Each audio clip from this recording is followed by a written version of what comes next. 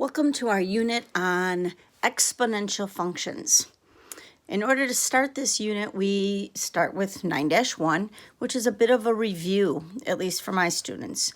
We cover arithmetic and geometric sequencing. Now, we've already done arithmetic, so this is a review for our class, but geometric is something new. Chances are we don't remember this anyway. It was a long time ago, so let's take a look at it. Sequence. It's a list of numbers that may form a pattern, and each number in the sequence is called a term. When the terms in the sequence all differ by the same amount, it's called an arithmetic sequence. Think of things like 2, 4, 6, 8. They always differ by the same amount. D is used to designate the common difference between the terms. Common difference. The difference between one term and the next term in the sequence. Now, of course, your numbers must be in sequential order. 7, 10, 13, 16. We can see our common difference plus 3. In my next set of examples, 63, 56, 49, 42, I can see my common difference is a -7. This is where the problem comes in. What if you get a question that says, what is the 36th value in this sequence? You now need a formula because you aren't going to just sit there and start counting on your fingers. What is the 140th term? A formula is going to help you to get that. Now let's think back to what we had already learned. In red are all my y values, the value at each position, 2, 4, 6, 8. N in purple is my position number. This position number replaces X. So think back to your XY tables, and all of a sudden you have position N, which is just going to take the place of an X. In red, you have your Y values. In green, what is your common difference? So I make my XY table using N, the position numbers. Look for a pattern. N is the position number, has taken the place of X. You still have the same question. How did I get from N, which is really X, to get to Y? What did I do? How did I get from 1 to 2, 2 to 4, 3 to 6? I multiplied by 2. So if I take 2 times N, I get my Y value. Y equals 2N. I found the rule. What if one operation isn't enough, however? What if that doesn't work? I now have N, my position numbers, 1, 2, 3, 4. I have my Y values, 1, 6, 11, 16. How did I get from 1 to 1, 2 to 6? Well, I'm not sure. So I have to come up with a rule. It looks to me like if I multiply, which by the way works every time, the position times the common difference, that's how I get my original equation.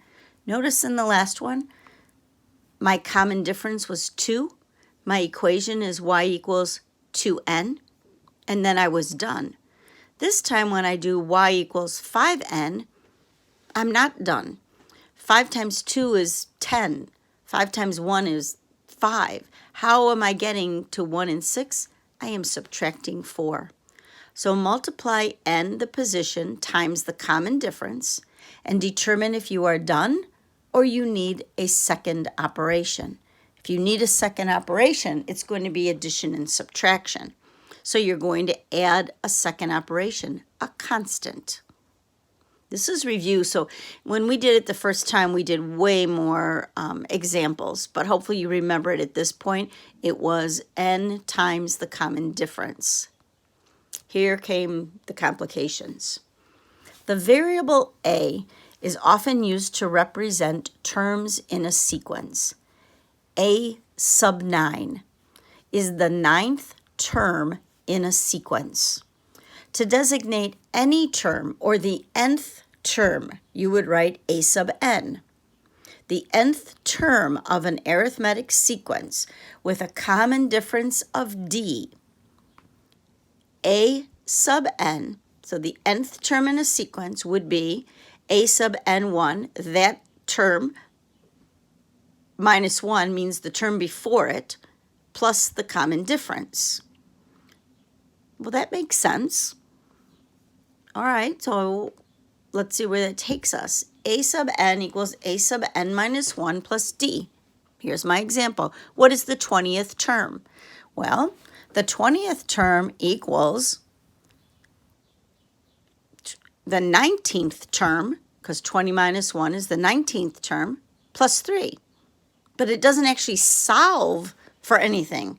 It's just an equation. It didn't give you an answer. It told you how to find the answer, but it's not an actual answer. So is it really helpful? Well, what if I need to find the 60th term?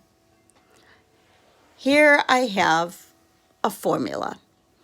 A sub n, which is going to be my 60th term. So here I am, 60th term, equals a sub 1, my first term, 11, plus n minus 1. Okay, n is a position number.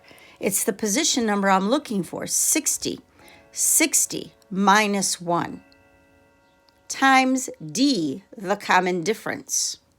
So if I now take 11 plus 59 times negative 6, let's remember our order of operations. I have to do 59 times negative 6 first, negative 354. 11 plus negative 354, I get negative 343, and that is my 60th term in this sequence. So what formula do I really need to know? This one right here, the arithmetic sequence formula. A sub n equals a sub 1 plus n minus 1d. I suggest you write it down because you're not going to just memorize it in 1 second, but it is an equation you really do need to know, because often they're going to ask you, what was the 100th term? What would the 100th term be? They want to know if you know this equation, and now you do. Let's take a look at geometric sequencing, which is what's going to bring us to exponential functions. It is used for exponential functions. The ratio of successive terms is the same number r, called the common ratio. Geometric sequences can be thought of as functions. The term n is the input, and the term itself is the output. So here's my position number, here's my term, here's my sequence. The nth term of a geometric sequence with a common ratio r, a sub n equals a sub n minus 1 times r. Example, because you obviously need an example. What I just read to you was very confusing. So let's see. Find the next 3 terms in this geometric sequence. Okay? First thing I need to do is find the value of r by dividing each term by the one before it. So instead of a common difference where you were adding and subtracting, we are looking for a ratio. 3 divided by 1 is 3. 9 divided by 3. 27 divided by 9. The value of r is 3. Now multiply each term by 3 to find the next 3 terms. Okay, well, this is doing it the long way, but all right, so now I can manually do it. I can't do this forever. So here's my formula. A sub n equals a sub n minus 1 times the ratio. Again, this doesn't give me an answer. It just tells me what to do. Finding the nth term of a geometric sequence. Here comes the formula. Multiply the first term, a sub 1, by the common ratio raised to the power n minus 1. So if I know what term I want, If the first term of a geometric sequence is a sub 1, the nth term is a sub n, that's the one I'm looking for, and the common ratio is r. So I have to calculate the common ratio, but that's all I have to calculate. Everything else I'm just substituting in my numbers. A sub n, this is going to be the first term of a geometric sequence is 128. And the common ratio is 0.5. What is the 10th term? A sub n is my a sub 10. My 10th term is my first term, 128, times my ratio, 0.5, raised to the 10 minus 1 power, the 9th power. I'm going to do my exponent first, and then I'm going to multiply by 128. 128 times 0.5 raised to the 9th power. So you're going to use a calculator, of course. 0.5 raised to the 9th power times 128, 0.25 is my 10th term in this sequence.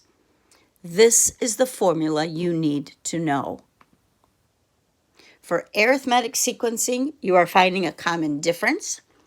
For geometric sequencing, you are finding a common ratio. Please write down these formulas because you need to know them.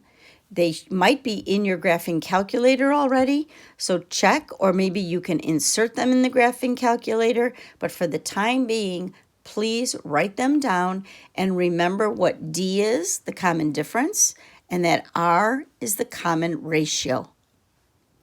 Bye now.